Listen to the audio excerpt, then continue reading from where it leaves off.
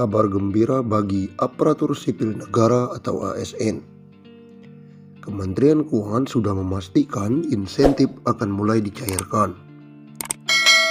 Komponen gaji atau insentif tahun ini akan dicairkan H-10 sebelum Agustus. Total 28,5 triliun dana yang akan dialokasikan.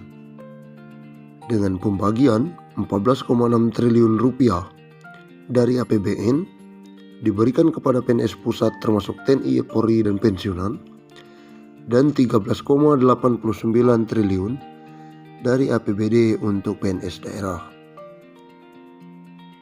Sementara itu, pembagian insentif melalui kartu prakerja kembali berlanjut. Dibuka per 8 Agustus. Nantinya ada 800.000 orang yang dibidik untuk mendapatkan insentif kartu prakerja. Nominalnya tidak berubah. Total peserta akan mendapatkan Rp3.500.000 yang terdiri dari Rp1 juta beasiswa, insentif sebesar Rp600.000 yang diberikan selama 4 kali atau 4 bulan. Kemudian 3 kali insentif survei dengan total Rp150.000. Pemerintah pun berencana menambah 5 mitra platform digital dari yang sudah ada sekarang, yakni 8 platform. Demikian juga tambahan 16 lembaga pelatihan dari 165 yang telah berpartisipasi. Serta 4 mitra pembayaran, namun semua masih tahap asesmen. Nah, untuk jenis pelatihan sebelumnya sudah ada 1.338 jenis pelatihan pensiun pegawai dan pensiun janda atau duda harga hingga Rp1 juta. Namun pilihan akan semakin banyak dan menambah 362 jenis dan pensiun janda atau duda sebagai jaminan hari tua dan penghargaan atas jasa-jasa dalam dinas pemerintah kepada pegawai negeri yang sesuai dengan ketentuan-ketentuan dalam Undang-Undang Kepegawaian.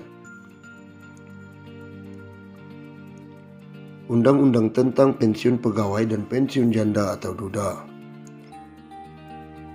Pensiunan pegawai dan pensiunan janda atau duda menurut undang-undang diberikan sebagai jaminan hari tua dan sebagai penghargaan atas jasa-jasa pegawai negeri selama bertahun-tahun bekerja dalam dinas pemerintah. Pensiunan pegawai, pensiun janda atau duda, dan tunjangan-tunjangan serta bantuan-bantuan di atas pensiun yang dapat diberikan berdasarkan ketentuan-ketentuan dalam undang-undang. Bagi pegawai negeri sipil atau bekas pegawai negeri sipil yang terakhir sebelum berhenti sebagai pegawai negeri sipil atau meninggal dunia, berhak menerima gaji atas beban anggaran pendapatan dan belanja negara. Menjelang pembentukan dan penyelenggaraan sesuatu dana pensiun yang akan diatur dengan peraturan pemerintah, dibiayai sepenuhnya oleh negara. Sedangkan pengeluaran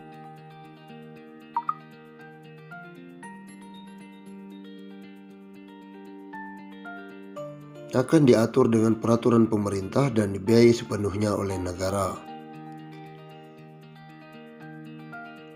Bagi pegawai negeri atau bekas pegawai negeri yang tidak termasuk di atas, dibiayai oleh dana pensiun yang dibentuk dengan penyelenggaraan yang diatur peraturan pemerintah.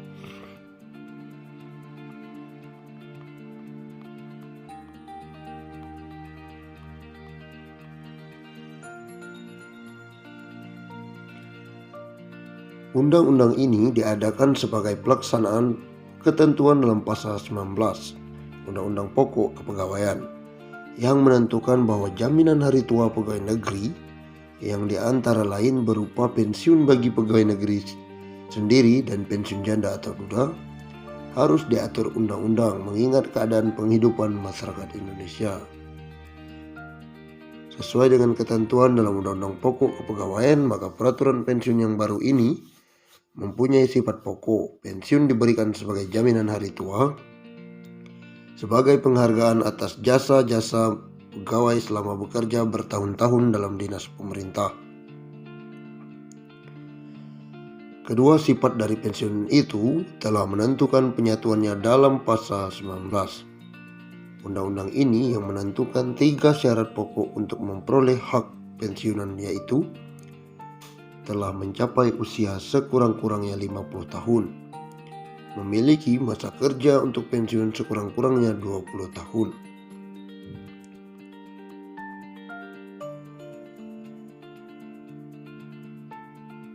Golongan-golongan pegawai yang termasuk dalam arti pegawai negeri menurut pasal: pertama, pegawai negeri sipil pusat; yang kedua, pegawai daerah otonom; yang ketiga, pegawai perusahaan atau bank negara, yang memiliki ketiga unsur kepegawaian termaksud dalam Undang-Undang Pokok Kepegawaian. Dengan gaji terakhir yang berhak diterima dimaksudkan juga gaji menurut pangkat anumerta. Ada tunjangan juga dari pemerintah.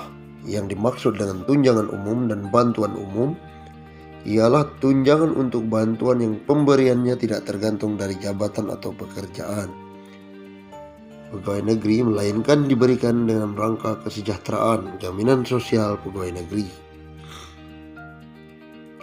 Berhubung dengan sifatnya sebagai jaminan hari tua, ditetapkan batas usia minimum yang harus telah dicapai oleh pegawai untuk mendapat hak atas pensiun, yaitu umur sekurang-kurangnya 50 tahun.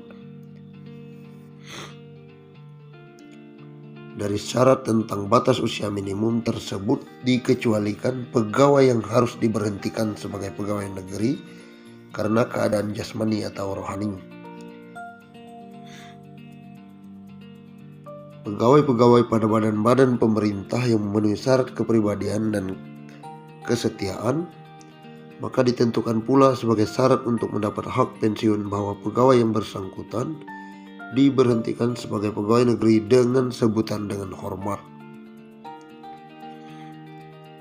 Karena pemberian pensiun dimaksudkan juga sebagai penghargaan atas jasa-jasa pegawai dalam dinas pemerintah, maka ditentukan pula minimum masa kerja yang wajar sebagai syarat untuk dapat diberikan dana pensiun, yaitu sekurang-kurangnya 20 tahun.